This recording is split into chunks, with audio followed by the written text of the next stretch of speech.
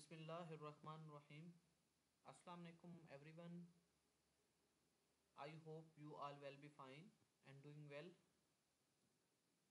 Lecture है और आज के लेक्चर में जिस प्रैक्टिकल के बारे में हमने पढ़ना है वो डीयू टेस्टिंग है एंड कोम्स टेस्ट। तो आज के प्रैक्टिकल में मैं आप लोगों को डीयू टेस्टिंग का बेसिक पर्पस क्या है, किस डीयू टेस्टिंग में हम क्या चीज़ जो है वो हम डिटेक्ट करते हैं, इसका क्या पर्पस है, इसके बारे में आपको बताऊंगा। देन डीयू टेस्टिंग का प्रोसीजर कि किस तरह से हम लैब में डीयू टेस्टिंग जो है वो हम परफॉर्म कर सकते हैं। देन डीयू टेस्टिंग का क्वालिटी कंट्रोल कि डीयू टेस्टिंग करते वक्त हम किस तरह से इसकी जो क्वालिटी है, टेस्ट की जो क्वालिटी है हम उसे मेंटेन कर सकते हैं, इसका जो क्वालिटी कंट्रोल है किस तरह से हम खुद बना सकते हैं और डीयू टेस्टिंग परफॉर्म करते हुए साथ में इसका कंट्रोल किस तरह रन कर सकते हैं, जिससे हमें ये आइडिया होगा कि हमारा हम जो टेस्ट परफॉर्म कर रहे हैं तो हमारी टेस्ट परफॉर्म करने की जो टेक्निक है वो ठीक है। Then Coombs test, second test जो है वो कोम्स टेस्ट है। Coombs test also called anti globulin test. Then आपको कोम्स टेस्ट की डेफिनेशन के बारे में बताया जाएगा। देन कोम्स टेस्ट का जो प्रोसीजर है लैब में हम इस प्रोसीजर को फॉलो करते हुए कोम टेस्ट करते हैं उसके बारे में आपको बताया जाएगा। देन कोम टेस्ट की इंडिकेशंस डिस्कस करेंगे। कोम टेस्ट की इंटरप्रिटेशन के बारे में आपको बताया जाएगा। एंड एट द एंड जो है कोम टेस्ट के लिए जो क्वालिटी कंट्रोल हम यूज़ करते हैं उसके बारे में आपको बताया जाएगा। तो आज का लेक्चर स्टार्ट करते हैं। DU testing introduction. D antigen is a protein found on the surface of red blood cells. D antigen basically एक प्रोटीन है जो कि पाई जाती है on the surface of red blood cells. Red blood cells की सरफेस पे जो है ये बाउंड होती है like antigen A and antigen B. जैसे एंटीजन ए और एंटीजन बी जो थी रेड ब्लड सेल्स की सरफेस पे थी, इसी तरह से डी एंटीजन भी एक प्रोटीन है जो रेड ब्लड आरबीसी की सरफेस पे जो है पाई जाती है। It is often known as R H factor.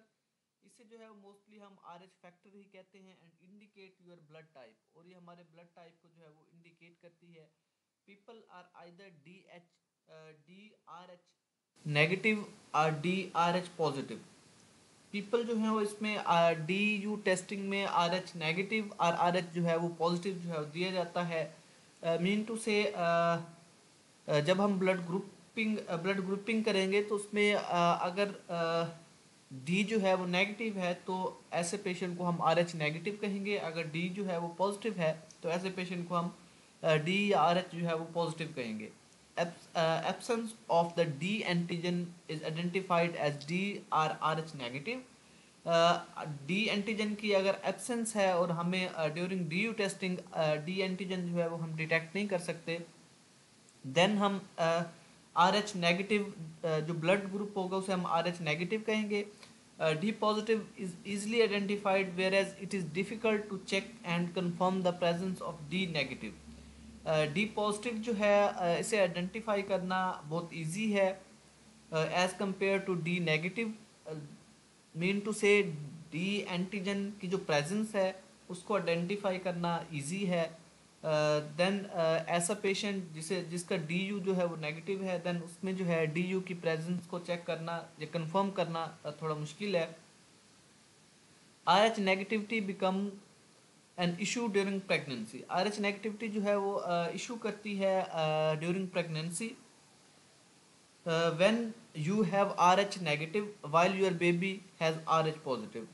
तो इसमें अगर मदर जो है वो आर एच नेगेटिव है, उसमें डी एंटीजन जो है वो एब्सेंट है, और उसका जो बेबी है बेबी में आर एच पॉजिटिव है या बेबी जो है उसमें डी एंटीजन जो है वो प्रेजेंट है, it can cause hemolytic disease to the baby which consequently lead to the anemia and sometimes even death। then इससे जो है हीमोलिटिक डिजीज़ जो है वो डेवलप हो सकती है बेबी में, जिससे जो है बेबी का जो ब्लड होगा उसकी हीमोलिसिस हो जाएगी, और देन हीमोलिसिस जो है वो लीड करेगी टू एनीमिया, उसमें एनीमिया डेवलप हो जाएगी, एंड समटाइम्स इवन डेथ, और इवन डेथ भी जो है वो काज कर सकती है। DU test is performed on the blood sample to measure the level of weak D antigen in the blood. Then DU testing जो है वो परफॉर्म किया जाता है on the blood sample. Blood sample में हम DU टेस्ट जो है ब्लड सैंपल पे हम DU टेस्ट परफॉर्म करते हैं to measure the level of weak D antigen. Weak D antigen जो ब्लड में प्रेजेंट होती हैं उनकी प्रेजेंस को देखने के लिए, उनको डिटेक्ट करने के लिए हम DU टेस्ट परफॉर्म करते हैं। It confirms Rh negativity and is also administered during and after Rh negativity treatment. Then Rh negativity जो है वो confirm करते हैं हम, और and is also administered during and after Rh negativity treatment, और Rh negativity treatment के during और after जो है वो हम administered हम कर सकते हैं। देन प्रोसीजर, DU टेस्टिंग का जो प्रोसीजर है इसमें हम place 1 drop of anti D serum in the test tube. तो इसका जो फर्स्ट स्टेप है, इसमें हम टेस्ट ट्यूब लेंगे, टेस्ट ट्यूब में 1 ड्रॉप जो होगा ऐड करेंगे एंटी डी सीरम का through dropping pipette. Then add to it 1 drop of patient cell suspension. Then patient के जो सेल सस्पेंशन होगी उसका हम 1 ड्रॉप उसमें ऐड करेंगे। फर्स्ट ऑफ ऑल हम ब्लड लेंगे पेशेंट से ब्लड लेने के बाद देन हम उसको जो होगा सेंट्रीफ्यूज करेंगे। सेंट्रीफ्यूज करने के बाद प्लाज्मा पार्ट उससे अलग करेंगे, और बाकी जो सेलुलर पार्ट होगा उससे जो है हम सेल की सस्पेंशन बनाएंगे, उसको नॉर्मल स्लाइन से उसकी डाइल्यूशन बनाएंगे। देन उसकी जो है फर्दर जो हमारे पास सोल्यूशन होगा उसे हम पेशेंट सेल सस्पेंशन का नाम देंगे। देन उस सोल्यूशन का हमने 1 ड्रॉप लेना है और उसे ऐड करना है to 1 drop of anti D serum in a test tube. Then add करने के बाद हमने उसको मिक्स करना है, मिक्स करने के बाद उसको इंक्यूबेट करना है। Incubate the tube test tube at 37 degree centigrade for 30 to 60 minutes. Then tubes को हमने इंक्यूबेट कर देना है at 37 degree centigrade for the time period of 30 to 60 minutes. 30 से 60 मिनट्स के लिए हमने उसको इंक्यूबेट करना है at 37 centigrade temperature. 37 centigrade temperature जो हमारा बॉडी टेम्परेचर है, तो उस टेस्ट को हमने अपनी बॉडी टेम्परेचर जो है प्रोवाइड करना है। और इंक्यूबेट जो होगा वो हम एक इंक्यूबेटर में करेंगे, कमर्शियली अवेलेबल इंक्यूबेटर है जो टेम्परेचर जो है वो सेट करती हैं at 37 degree centigrade. Then wash the cell 5 times with saline. देन उसको हम वॉश करेंगे नॉर्मल सलाइन से 5 times। Mean to say wash करने में उसमें हम नॉर्मल सलाइन ऐड करेंगे, देन उसको सेंट्रीफ्यूज करेंगे। सेंट्रीफ्यूज करने के बाद उसका जो स्पर्नेंट होगा उसे हम गिरा देंगे। देन नीचे जो कंसनट्रेटेड पार्ट होगा उसमें दोबारा हम नॉर्मल सलाइन ऐड करेंगे। देन उसको हम सेंट्रीफ्यूज करेंगे, मिक्स करने के बाद सेंट्रीफ्यूज करेंगे। सेंट्रीफ्यूज करने के बाद सुपरनेटेंट जो पार्ट होगा उसको हमने वेस्ट कर देना, और जो कंसनट्रेटेड या बॉटम में जो पार्ट होगा उसमें दोबारा नॉर्मल सलाइन ऐड करनी है, और ये स्टेप जो है हमने 5 times हमने रिपीट करना है। Then add 2 drops of anti globulin Coombs serum mix and centrifuge. Then 2 drop जो है वो एंटी ग्लोबुलिन कोम्स सीरम के हमने ऐड करने हैं। देन उसको मिक्स करना है, मिक्स करने के बाद सेंट्रीफ्यूज करना है at 34 revolutions per minute. 3400 revolutions per minute पे हमने उसे सेंट्रीफ्यूज करना है फॉर 10 सेकेंड 10 सेकेंड्स के लिए। देन आफ्टर सेंट्रीफ्यूगेशन सेंट्रीफ्यूज करने के बाद रीड फॉर एग्लूटिनेशन। तो उसमें हमने एग्लूटिनेशन जो है वो हमने चेक करनी है। Agglutination in the test indicate DU variant. Agglutination अगर टेस्ट में आती है तो इंडिकेट करती है DU variant. If there is no agglutination, अगर उसमें कोई एग्लूटिनेशन नहीं है, add 1 drop of check cells to test tube. Then उसमें हमने 1 ड्रॉप ऐड करना है चेक सेल्स का to test tube. Centrifuge at 3400 revolutions per minute for 10 seconds and read for agglutination. If cells If check cells also show no agglutination, antiglobulin comb test is invalid and must be repeated. Then check cell जो है वो basically उस procedure को check करने के लिए हम उसमें ऐड करते हैं, और आफ्टर एडिशन अगर चेक सेल ऐड करने के बाद भी हमारा जो हमें एग्लूटिनेशन जो है वो शो नहीं होती, तो इसका मतलब है कि हमारा जो टेस्ट है वो इनवैलिड है। तो उसे जो है वो हमने दोबारा जो है वो रिपीट करना है। चेक सेल जो है बेसिकली कंट्रोल को चेक करने के लिए, उस टेस्ट को चेक करने के लिए, प्रोसीजर को चेक करने के लिए क्वालिटी उस टेस्ट की क्वालिटी कंट्रोल जो है वो हम बनाते हैं। Then anti D serum should be tested against non RH positive and RH negative red cells with each batch of the test. Then anti D serum जो है उसे चेक करना चाहिए against non RH positive. RH जो है वो RH positive या RH negative red cell जो है वो अवेलेबल होते हैं। तो हर बैच में जो है क्वालिटी कंट्रोल मेंटेन करने के लिए हमें अलग से जो है वो क्वालिटी कंट्रोल का जो टेस्ट है वो हमें परफॉर्म करना चाहिए।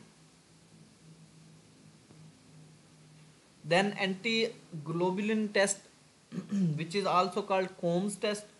In some cases, a small antibody molecule such as IgG can sensitize red blood cells but cannot produce agglutination. In sometimes small antibody molecule like IgG जो है वो एक एंटीबॉडी है, स्मॉल एंटीबॉडी मॉलिक्यूल है, sensitize ये जो है वो सेंसिटाइज कर सकता है रेड ब्लड सेल्स को, but can not produce agglutination. ये रेड ब्लड सेल्स को सेंसिटाइज तो करेगा लेकिन एंटी एग्लूटिनेशन जो है वो प्रोड्यूस नहीं होंगी। मीन टू से वीक एंटीबॉडीज है जो कि एंटी एग्लूटिनेशन जो है वो प्रोड्यूस नहीं कर सकती। Then the small size of the antibody molecule make them unable to overcome the forces that cause red blood cells to repel one another and hence fail to form cross linked bridges that connect cells. In antibodies का जो size है वो काफ़ी small size होता है, जिसकी वजह से जो है ये अनएबल टू ओवरकम नहीं कर सकती उन फोर्सेस पे जो आरबीसीज को जो है वो रिपेल करती हैं and hence fail to form cross link. तो आरबीसीज को रिपेल करने वाली जो फोर्सेस हैं उन पे ओवरकम नहीं कर सकती, जिससे जो है इनका जो क्रॉस लिंक ब्रिजेस बनेगी दैट कनेक्ट सेल्स, जो सेल्स को कनेक्ट कर सकती हैं वो नहीं बनेगी, जिससे जो है इसकी डिटेक्शन नहीं होगी। In 1945, Combs et al. Described a test for detecting these non-agglutinating coating sensitizing antibodies. Then in 1945 में Combs जो था उसने एक टेस्ट जो है वो डेवलप किया फॉर डिटेक्ट करने के लिए these non agglutinating coating sensitising antibodies को डिटेक्ट करने के लिए। Later same test was used to demonstrate coating of red blood cells with complement component as well.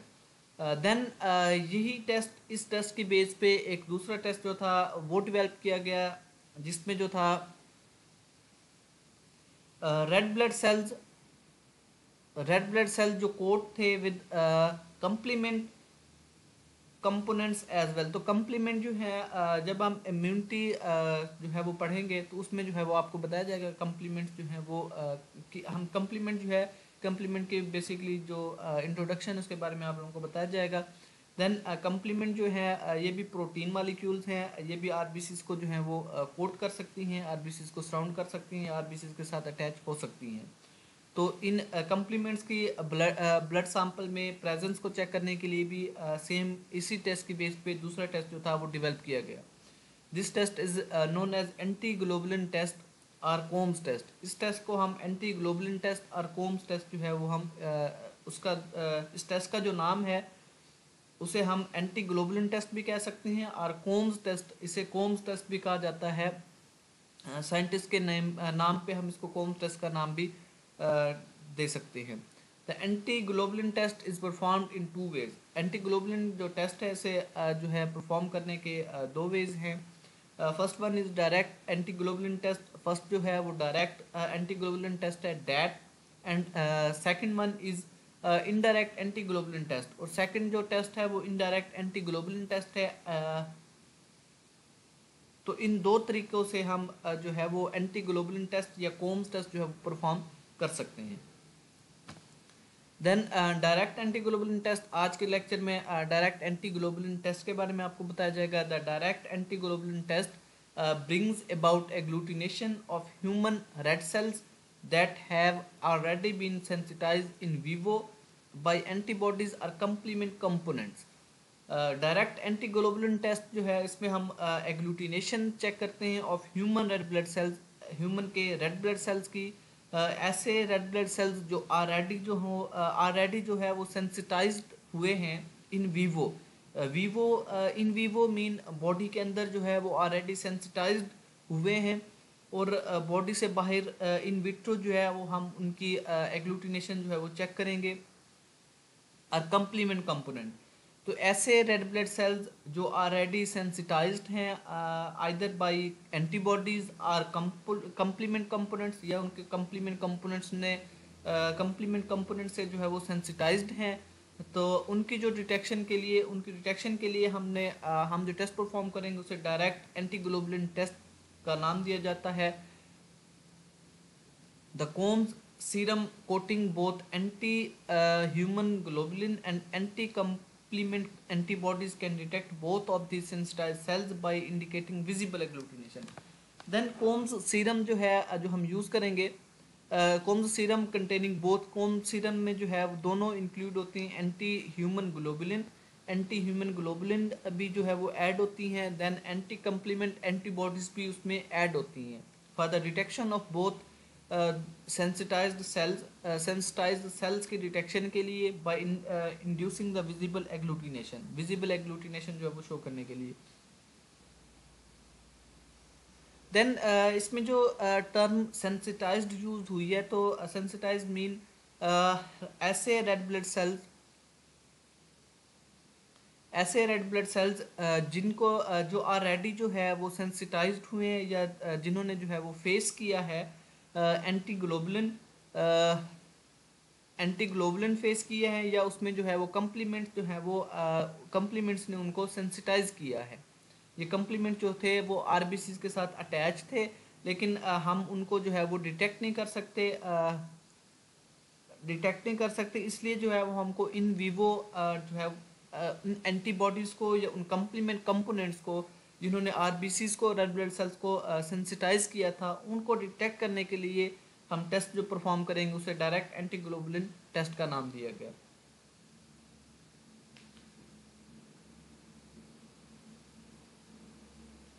और कोम्स सीरम जो कि बेसिकली हम यूज़ करते हैं during direct anti globulin test, तो कोम्स सीरम जब हम ऐड करेंगे तो इनमें बहुत एंटी ह्यूमन ग्लोबुलिन भी जो है वो इनमें इंक्लूड होंगी, और एंटी कंप्लीमेंट एंटीबॉडीज़ भी इनके अंदर जो है वो इंक्लूड होंगी। और देन जब हम कोम्स सीरम ऐड करेंगे अपने सैंपल में, तो ऐसे आरबीसीज जो ऑलरेडी एंटीबॉडीज से सेंसिटाइज थे, या कंप्लीमेंट कंपोनेंट्स ने उनको सेंसिटाइज किया था, तो उनको जो है वो एंटी ह्यूमन ग्लोबुलिन उनके साथ बॉन्ड बनाएगा, और देन उन बॉन्ड बनाने के बाद जो है वहाँ फर्दर जो है वो हम उनकी डिटेक्शन कर सकते हैं। इसी तरह से ऐसे आरबीसीज जिन्हें जो है वो कंप्लीमेंट कंपोनेंट ने सेंसिटाइज किया था, देन जब कोम सीरम हम ऐड करेंगे तो उनमें एंटी कंप्लीमेंट एंटीबॉडीज़ जो होंगी वो ऐड होंगी, और कंप्लीमेंट कंपोनेंट के साथ एंटी कंप्लीमेंट एंटीबॉडीज़ जो होंगी वो अटैच होंगी, उनके साथ बॉन्ड बनाएंगे, जिससे जो है फर्दर हम इनकी डिटेक्शन जो है वो हम कर सकते हैं बाय इंड्यूसिंग विजिबल एग्लूटिनेशन। और हमें जो है वो विजिबल एग्लूटिनेशन शो होगी, जिससे हम कह सकते हैं कि जो सैंपल के अंदर जो है वो ऐसे आरबीसीज प्रेजेंट हैं जो ऑलरेडी जो है वो सेंसिटाइज्ड हुए हैं either by antibodies or complement components. Then procedure, wash red blood cells of patient 3 times with normal saline. Then इसमें जो होगा पेशेंट से हम ब्लड सैंपल जो होगा वो हम ड्रा करेंगे ब्लड सैंपल कलेक्ट करने के बाद हम उसे सेंट्रीफ्यूज करेंगे। सेंट्रीफ्यूज करने के बाद उसका जो सीरम पार्ट होगा उसे हमने सेपरेट कर देना है, और उसमें जो रेड ब्लड सेल्स होंगे उनको हमने वॉश करना है 3 times with normal saline add करते हुए 3 टाइम्स जो है वो हमने उसको वॉश करना है। Add volume drop of 3% washed red blood cells suspension in a test tube. Then उसमें उस वॉल्यूम में हम ऐड करेंगे ऑफ 3% वाश्ड सेल सस्पेंशन। तो 3% वाश्ड रेड ब्लड सेल्स की जो सस्पेंशन है वो हम प्रिपेयर करेंगे in a test tube. Test tube में देन उस टेस्ट ट्यूब में जो वॉल्यूम 3% वाश्ड रेड सेल्स की जो सस्पेंशन बनेगी उससे हमने ऐड वॉल्यूम 1 ड्रॉप। तो उसमें हमने ड्रॉप जो है वो हमने वहाँ से पिक करना है और उसे ऐड करना है टेस्ट ट्यूब में। Add 2 drops of Coombs reagent. Then उस ट्यूब में हमने 2 ड्रॉप्स ऐड करने हैं कोम्स रिएजेंट के। देन उनको मिक्स करना है। मिक्स करने के बाद सेंट्रीफ्यूज करना है फॉर 15 सेकेंड्स के लिए उसे हमने सेंट्रीफ्यूज करना है, जिससे क्या होगा कि red blood cell washed red blood cell की जो सस्पेंशन हमने बनाई थी, अगर वो ऑलरेडी जो है वो सेंसिटाइज्ड हुए थे पेशेंट में, इन वीवो जो थे वो सेंसिटाइज हुए हैं वो सेल्स आइदर बाय कंप्लीमेंट और ग्लोबुलिन ग्लोबुलिन से, या कंप्लीमेंट ने जो था उनको सेंसिटाइज किया था, तो देन जब हम उसमें 2 drops of Coombs reagent add करेंगे तो कोम्स रिएजेंट में basically antibodies anti globulin antibody add होगी और एंटी कंप्लीमेंट एंटीबॉडीज जो होंगी वो ऐड होंगी। तो कोम्स रिएजेंट जो है उन रेड ब्लड सेल्स को जो ऑलरेडी सेंसिटाइज हुए थे उनके साथ अटैच होगी। अटैच होने के बाद जब हम उसको मिक्स करेंगे, मिक्स करने के बाद सेंट्रीफ्यूज करेंगे पर 15 सेकंड सेंट्रीफ्यूज करने के बाद रीमिक्स सेल जेंटली सेल्स को हमने रीमिक्स करना है and observe for agglutination. Then हमने उसमें जो है वो एग्लूटिनेशन हमने चेक करनी है। एग्लूटिनेशन जो होगी वो हम माइक्रोस्कोपिकली अंडर माइक्रोस्कोप हमने एग्लूटिनेशन देखनी है। Confirm microscopically for presence of agglutinates और अदरवाइज। देन उसमें जो होगा हम माइक्रोस्कोपिकली अंडर माइक्रोस्कोप हम उसका ड्रॉप डालेंगे स्लाइड पे। ग्लास स्लाइड पे ड्रॉप डालने के बाद अंडर माइक्रोस्कोप हम उसको कंफर्म करेंगे और उसमें देखेंगे कि एग्लूटिनेट्स जो हैं वो प्रेजेंट हैं या एब्सेंट हैं। Indication, it is indicated for determination of antibody coated red blood cells in haemolytic disease of newborn. Then ये टेस्ट जो है परफॉर्म किया जाता है for the determination of antibody coated red blood cell. तो antibody coated red blood cells को detect करने के लिए in haemolytic disease of newborn, haemolytic disease of newborn, newborn में जो है हीमोलिटिक डिजीज डेवलप होती है जिससे हीमोलिसिस होती है रेड ब्लड सेल्स की। तो इस डिज़ीज़ को जो डिटेक्ट करने के लिए इस डिज़ीज़ में जो antibody coated red blood cells होंगे उनको डिटेक्ट करने के लिए हम ये टेस्ट परफॉर्म करेंगे। Then autoimmune haemolytic anaemia. Autoimmune haemolytic anaemia जो है एक ऑटो इम्यून डिजीज़ है जिसमें एंटीबॉडीज़ जो है वो प्रोड्यूस होती हैं और अपनी एंटीबॉडीज़ प्रोड्यूस होती हैं और आरबीसीज़ पे जो है वो अटैक करती हैं और आरबीसीज़ की जो है वो लाइसिस कर देती हैं, जिसे हम ऑटो इम्यून हीमोलिटिक एनीमिया कहेंगे। तो ऑटो इम्यून हीमोलिटिक एनीमिया को की डिटेक्शन के लिए भी ये टेस्ट परफॉर्म किया जाता है। And following the haemolytic transfusion reaction. Then transfusion reaction के बाद अगर हीमोलिसिस हुई है, मिनटू से ट्रांसफ्यूज़ हमने किया ब्लड और ट्रांसफ्यूजन जो था वो हमारा ठीक नहीं था, जिससे जो है वो रिएक्शन हुआ है और रिएक्शन के नतीजे में हीमोलिसिस हुई है आरबीसीज को। देन हीमोलिटिक ट्रांसफ्यूजन रिएक्शन को चेक करने के लिए हम डैट टेस्ट जो है डायरेक्ट एंटीग्लोबुलिन टेस्ट या कोम्स टेस्ट जो है वो हम परफॉर्म करेंगे। Then interpretation, agglutination indicates positive test, that means the red cells have been sensitized in vivo either by antibody alone or with component of complement. Then agglutination अगर हमें show होती है test perform करने के बाद, at the end हम agglutination जो है वो हम ऑब्जर्व करते हैं अंडर माइक्रोस्कोप। तो एग्लूटिनेशन जो वो इंडिकेट करती है पॉजिटिव टेस्ट को। एग्लूटिनेशन अगर शो होती है तो मीन टू से हमारा जो टेस्ट है वो पॉजिटिव है। अगर एग्लूटिनेशन शो नहीं होती, हम ऑब्जर्व नहीं करते, तो मीन टू से इसमें जो है वो हमारा जो टेस्ट है वो नेगेटिव टेस्ट है, वो इंडिकेट करता है नेगेटिव टेस्ट को। दैट मीन्स जिसका ये मतलब है अगर टेस्ट हमारा पॉजिटिव आता है, एग्लूटिनेशन हमें हम ऑब्जर्व करते हैं, तो उसमें रेड सेल्स जो होंगे have been sensitized in vivo, तो उसमें रेड ब्लड सेल जो होंगे वो सेंसिटाइज्ड होंगे in vivo either bye antibody. तो उसमें हम ये कह सकते हैं कि जो रेड ब्लड सेल्स हैं पेशेंट के, वो ऑलरेडी जो थे वो सेंसिटाइज थे इन वीवो बॉडी के अंदर ही, आइदर विद एंटीबॉडी, आइदर उसको एंटीबॉडीज जो थी उन्होंने सेंसिटाइज किया, or with component of complement, या उसको उसमें जो थे कंपोनेंट्स जो थे कम्प्लीमेंट के उन्होंने उसको सेंसिटाइज किया, और उसकी जो डिटेक्शन हुई हमने इन विट्रो जो हमने उसकी डिटेक्शन की, और उसमें हमारा जो टेस्ट था वो पॉजिटिव आया, और उसमें एग्लूटिनेशन जो थी हमने ऑब्जर्व की। A valid negative test indicates lack of in vivo sensitization। देन उसमें अगर टेस्ट जो है वो नेगेटिव आता है या उसमें एग्लूटिनेशन जो है वो शो नहीं होती, तो इसका मतलब ये है कि इन वीवो जो है वो सेंसिटाइजेशन नहीं हुई। Or insufficient globulin or component molecule on red blood cell surface to allow the detection, या हम ये भी कह सकते हैं कि आरबीसीज रेड ब्लड सेल्स की सरफेस पे जो कम्प्लीमेंट जो कंपोनेंट मॉलिक्यूल हैं या उस पे जो ग्लोबुलिन है वो इनसुफिशिएंट है, जिससे जो है वो सेंसिटाइजेशन नहीं हुई, और फर्दर जो है वो हमें एग्लूटिनेशन जो है वो डेवलप नहीं हुई, हमने एग्लूटिनेशन जो ऑब्जर्व नहीं की। तो इसे हम कहेंगे ये नेगेटिव, ये जो टेस्ट है, ये हमने टेस्ट परफॉर्म किया, ये नेगेटिव टेस्ट है। Then quality control, the anti-globulin serum should be checked against non-sensitized cell। then anti-globulin serum combs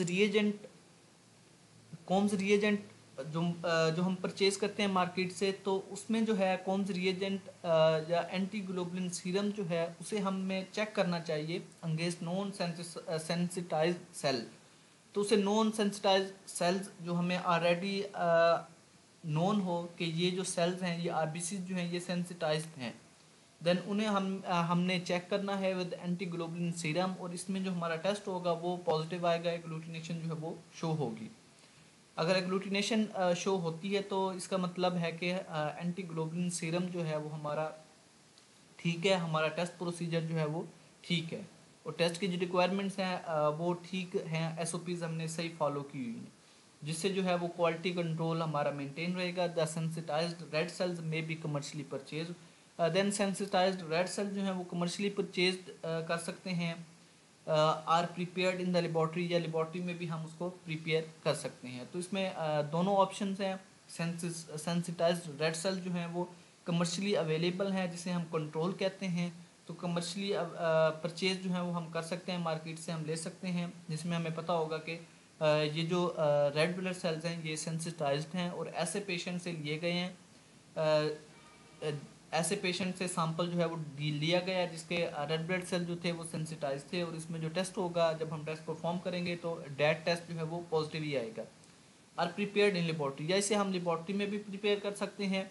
laboratory में प्रिपेयर करने के लिए ऐसा पेशेंट जिसका जो टेस्ट है वो पॉजिटिव है, तो ऐसे पेशेंट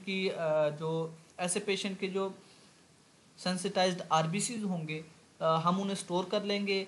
देन स्टोर करने के बाद हर टेस्ट के साथ हम अपना एक क्वालिटी कंट्रोल जो है वो हम मेंटेन कर सकते हैं, जिसमें ऑलरेडी सेंसिटाइज्ड आरबीसीज जो होंगे जो हमने स्टोर किए हुए होंगे, और एक ऐसे पेशेंट से हमने लिए थे जो ऑलरेडी सेंसिटाइज था, जिसका आरबीसी जो थे वो इन वीवो सेंसिटाइज थे, तो उसको हम जब एंटी ग्लोबुलिन सीरम उसमें ऐड करेंगे तो उसका जो टेस्ट होगा वो पॉजिटिव होगा, और ये हमारा ये क्वालिटी कंट्रोल या ये कंट्रोल जो है वो हमारा पॉजिटिव कंट्रोल होगा।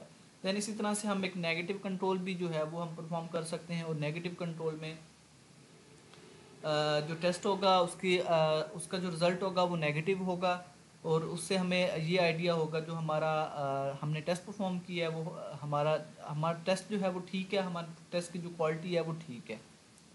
तो ये आज का लेक्चर था। आज के लेक्चर में हमने डीयू टेस्टिंग के बारे में पढ़ा, डीयू टेस्टिंग का जो प्रोसीजर था वो आपको बताया गया। देन डीयू टेस्टिंग का जो क्वालिटी कंट्रोल था कि डीयू टेस्टिंग की क्वालिटी कंट्रोल जो है वो हम किस तरह मेंटेन कर सकते हैं, या क्वालिटी कंट्रोल के लिए क्या क्या रिक्वायरमेंट है वो उसके बारे में आपको बताया गया। देन डैट कोम्स टेस्ट हमने डिस्कस किया, कोम्स टेस्ट क्यों परफॉर्म करते हैं, देन कोम्स टेस्ट की जो टाइप्स थी उसके बारे में आपको बताया गया, direct Coombs test and indirect Coombs test.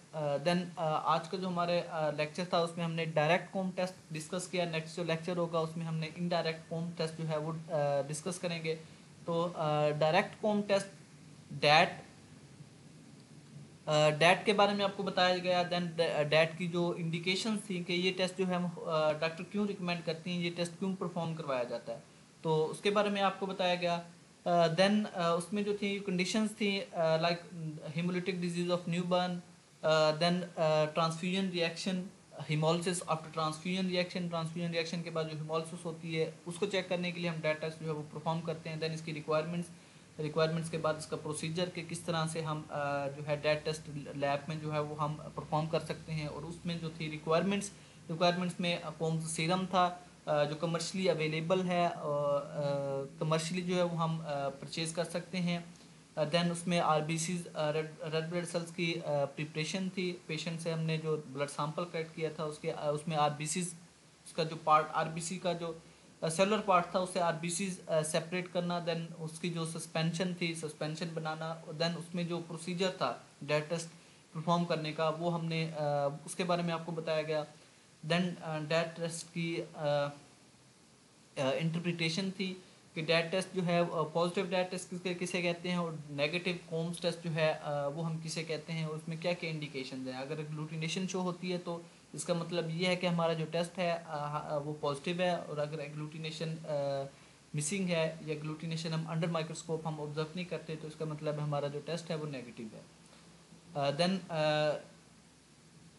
Combs test का जो क्वालिटी कंट्रोल था डैट टेस्ट का, कोम्स टेस्ट में जो डैट डायरेक्ट एंटीग्लोबुलिन टेस्ट था उसका जो क्वालिटी कंट्रोल वो हम किस तरह से क्वालिटी कंट्रोल या उसका जो कंट्रोल है वो हम किस तरह से रन करेंगे, और कंट्रोल रन करने के लिए कौन कौन सी चीज़ें जो हैं वो रिक्वायर्ड हैं, तो उसके बारे में आपको बताया गया। आई होप आपको आज का लेक्चर जब क्लियर हो जाएगा, फर्दर अगर आप लोगों की कोई क्यूरी है तो आप ग्रुप में डिस्कस कर सकते हैं। थैंक यू, अल्लाह हाफिज़।